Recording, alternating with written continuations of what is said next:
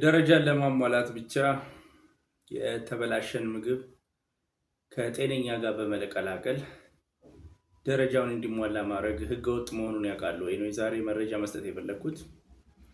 ባለፈው በሰራኋቸው የተለያዩ ዘገባዎች ላይ በተለይ ከአፍላቶክሲን ከጸረ አረም ጋር ወይም ከተለያዩ መርዛማ ንጥረ ነገሮች ጋር ተያይዞ በብዛት የምጠየቀው እና በሳይንስ ደግሞ ለተቆጣጣሪ አካል በጣም አስቸጋሪ የሆነ ፈተና አለ።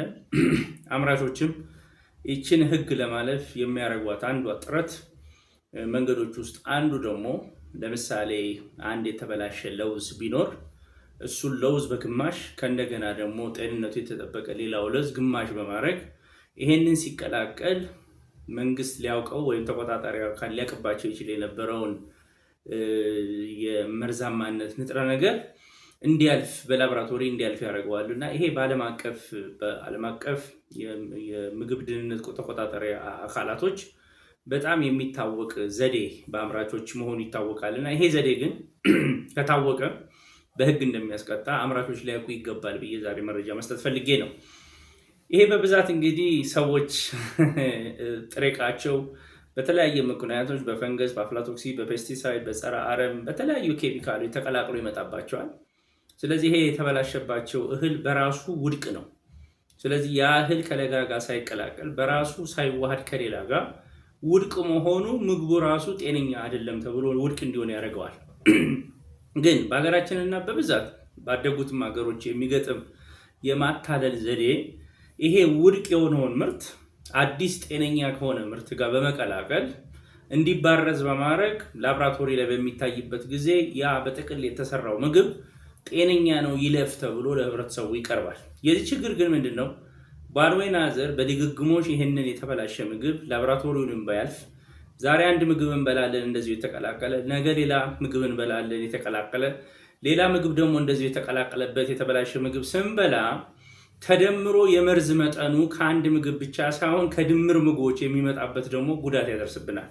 ስለዚህ በዓለም አቀፍ ህግ አንድ ምግብ በራሱ ተመርምሮ ውድቅ ከሆነ ያ ምግብ አገልግሎት መስጠት የለበትም፣ መጣል፣ መደፋት፣ መቃጠል ነው ያለበት እንጂ አይ ከሌላኛው ጤነኛ ጋር ቀላቅዬ አመርተዋለሁ ከተባለ የምግብ ኢንዱስትሪዎች ችግር ውስጥ እንደሚወድቁ ሊያውቁ ይገባልና ይሄ እንግዲህ በሀገራችን ብቻ ሳይሆን በዓለማችን የሚከሰት ነውና እኛ በሀገራችን በጣም የቁጥጥር ስራ እንዲሰራ ከምፈልግበት አንዱ ምክንያቶች ውስጥ አንዱ ምርቱ የመጨረሻው ምርት የላቦራቶሪ ምርቱን ወተት ሊሆን ይችላል፣ ስጋ ሊሆን ይችላል፣ እንቁላል ሊሆን ይችላል፣ ለውዝ ሊሆን ይችላል፣ ቅቤ ሊሆን ይችላል።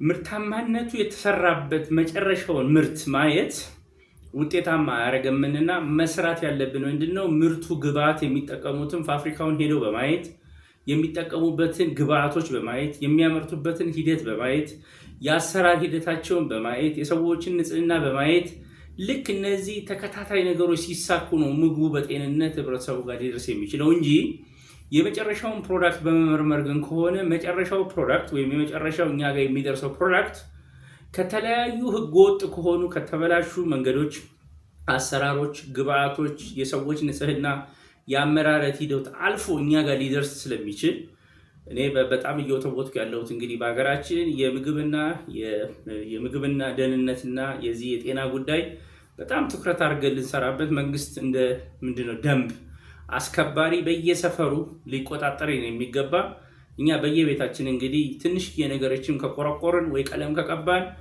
ደንብ ይመጣና የታለ ፍቃድ ያወጣኸው እንዴት ነው የምትሰራው ብሎ ይመጣል።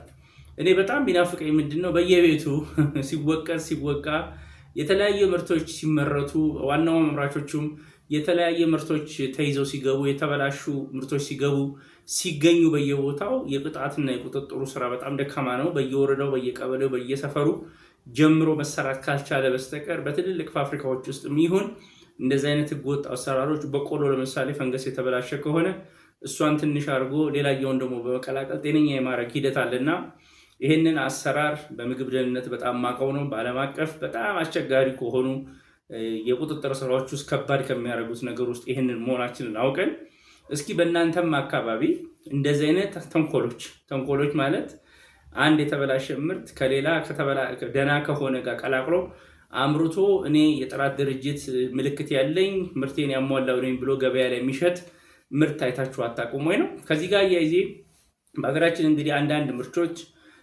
የአገራችን የግብርና አመራረት ሂደት ጥሬ ዕቃው በጣም ጤነኛ ስላልሆነ አንዳንድ ምርቶች ለምሳሌ ዓለም አቀፍ ድርጅቶች ከሀገራችን ጥሬ ዕቃ መቀበል ትተው በተለይ ለህፃናት ምግብ የመሆኑ በቆሎም የተለያዩ ምርቶች ለውዝ፣ ስንዴንም የተለያዩ ምርቶችንም በፈንገስ የተበላሹ ከሆነ እነዚህ ዓለም አቀፍ ድርጅቶች ወይም ረዳት ድርጅቶች እነዚህ ምርቶች ስለማይቀበሏቸው የህፃናት አልሚ ለሚሰሩ ሰዎች ምርት ከሀገራችን ሳይሆን ጤነኛ የሆኑ ምርቶች ከውጭ ሀገር መንግስት ፈቅዶላቸው ወደ ሀገር አግብተው እንዲያመርቱ ያደርጋሉ። ቢኮዝ ይሄ ሆኖ ደግሞ ዓለም አቀፍ ድርጅቶች ስለሚከለክሏቸው ነው።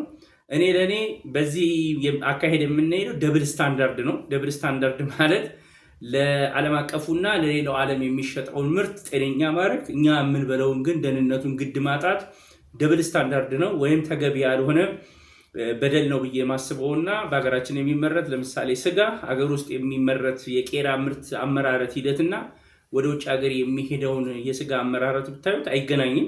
ስለዚህ እኔ በምግብ ደህንነት አገር ራሱን ያላከበረ ህብረተሰቡን ያላከበረ የራሱን ዜጋ ያላከበረ ምግብ ደህንነት ስርዓት ሊሳካ አይችልምና በዓለም ላይ ያለንን ገጽታ ደካማ ነው ሊሆን የሚችለውና አንዳንድ አምራቾች ግን የተወሰነ ጤነኛ ምርት ከውጭ ያስመጣሉ።